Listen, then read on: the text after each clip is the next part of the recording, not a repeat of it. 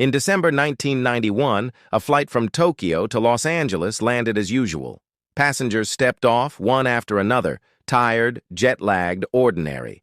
But among them was one woman who was anything but ordinary.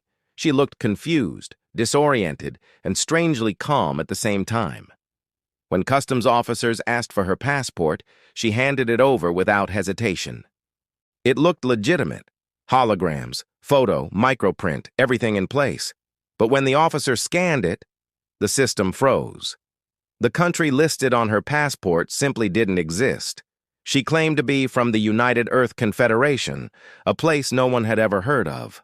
The year printed on her passport was 2091, and the officer thought it had to be some kind of prank.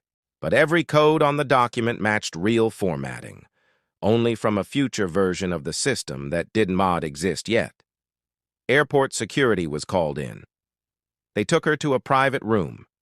She spoke fluent English, but with an accent no one could identify. When asked where she came from, she smiled slightly and said, "From your future, from the world you're about to create." Investigators thought she was delusional. They checked every database. No record of her name, no address, no fingerprints. Even her clothes were strange, made of a synthetic fiber that scientists couldn't identify, yet it resembled modern-day nanofabric. The material repelled dust and moisture as if it were alive. They took photos of her belongings.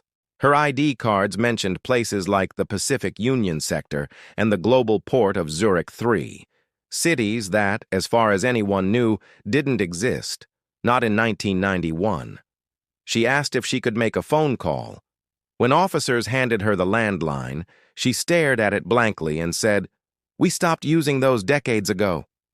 When they asked how old she was, she replied, "It depends on how you measure time." By midnight, U.S. federal agents were brought in. They suspected espionage, forgery, or mental illness. But nothing made sense. Every test they ran came back clean. No drugs, no trauma, no history. Hours passed.